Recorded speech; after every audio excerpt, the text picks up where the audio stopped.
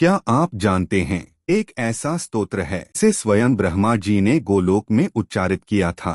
एक ऐसा मंत्र जिसके स्मरण मात्र से पाप भस्म हो जाते हैं। एक ऐसी देवी जो स्वयं नारायण स्वरूपा हैं और जिनकी कृपा से मृत्यु भी पराजित हो जाती है। आज तंत्रलोक पर हम जानेंगे ब्रह्मा द्वारा की गई गायत्री माता की वह अद्भुत स्तुति जो ब्रह्मवैवर्त पुराण में वर्णित है और जिसने स्वयं सावित्री को प्रसन्न कर दिया। मित्रों, आप सभी का स्वागत है आपके अपने आध्यात्मिक और रहस्यमयी चैनल तंत्रलोक में, जहां हम केवल कथा नहीं बताते, हम शास्त्रों की गहराई में उतरते हैं, रहस्यों को उजागर करते हैं और आपको उस ज्ञान से जोड़ते हैं जो सामान्य जन से छुपा रहता है। आज का विषय अत्यंत पवित्र है, अत्यंत दिव्य है और अत्यंत दुर्लभ भी है। यह कोई सामान्य स्तुति नहीं, यह वह स्तोत्र है जिसे स्वयं सृष्टिकर्ता ब्रह्मा ने उच्चारित किया। स्रोत है ब्रह्मवैवर्त पुराण, विशेष रूप से प्रकृति खंड अध्याय 23, जहां वर्णन है उस दिव्य क्षण का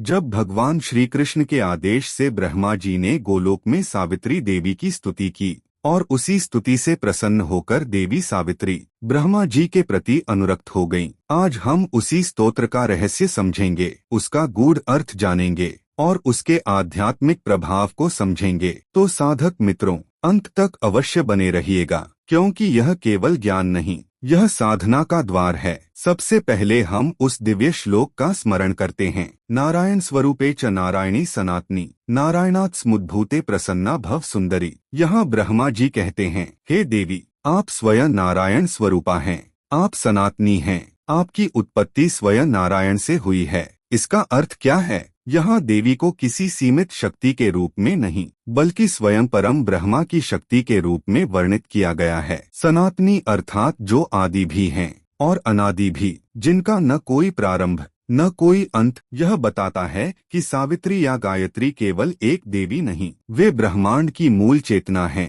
तेजः स्वरूपे परमे परमानंद रूपिणी। देवी केवल प्रकाश नहीं, वे स्वयं परमानंद की मूर्ति हैं। जब साधक का चित्त शुद्ध होता है, जब वह गायत्री का जप करता है, तब भीतर जो प्रकाश प्रकट होता है वह उसी परमानंद का अनुभव है। द्विजातीना जाति रूपे प्रसन्ना भव सुंदरी। द्विज अर्थात जो ज्ञान से पुनर्जन्म लेते हैं। देवी ज्ञान की जननी हैं, वेदों की माता हैं, ब्रह्म तेज की आधार हैं, इसलिए उन्हें वेद माता कहा गया। नित्य नित्य प्रिय देवी नित्यानंद स्वरूपिणी। देवी नित्य हैं, वे काल से परे हैं। समय बदलता है, युग बदलते हैं, लेकिन देवी की चेतना शाश्वत है। सर्वमंगल रूपेण प्रसन्ना भव सुंदरी। जहाँ देवी का स्मरण है वहाँ अमंगल नहीं ठहर सकता, उनका नाम ही मंगल है। सर्वस्वरूपे विप्राणा मंत्र सारे परात्परे। सुख दे मोक्ष दे देवी प्रसन्ना भव सुंदरी। यहाँ एक अत्यंत गूढ़ बात कही गई है। देवी ही मंत्र का सार हैं, अर्थात हर मंत्र की शक्ति, हर बीजाक्षर की ऊर्जा उन्हीं से उत्पन्न होती है। इसलिए जो साधक गायत्री की शरण में है, वह सभी मंत्रों के मूल में स्थित शक्ति को पा लेता है। वे सुख भी देती हैं और मोक्ष भी।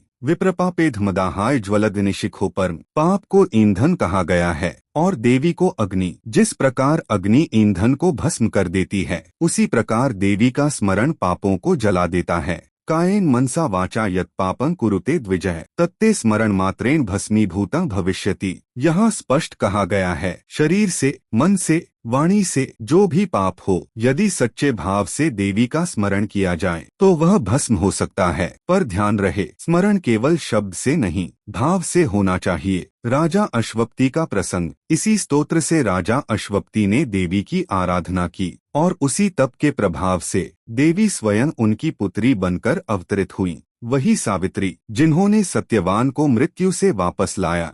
मृत्यु भी जिनकी तप शक्ति के सामने झुक गई। इससे यह सिद्ध होता है, यह स्तोत्र केवल शब्द नहीं, यह सिद्धि का मार्ग है, आध्यात्मिक संकेत। यह स्तोत्र हमें 3 बातें सिखाता है। देवी ही मूल चेतना है, स्मरण में अग्नि है, भक्ति में परिवर्तन की शक्ति है। जो साधक नियमित रूप से इस स्तोत्र का जप करे, उसका चित्त शुद्ध होता है, बुद्धि तेज होती है और जीवन में मंगल बढ़ता है। तो साधक मित्रों, आज आपने जाना ब्रह्मा द्वारा की गई गायत्री देवी की स्तुति का गूढ़ रहस्य। यह कोई साधारण स्तोत्र नहीं, यह ब्रह्मतेज का आह्वान है।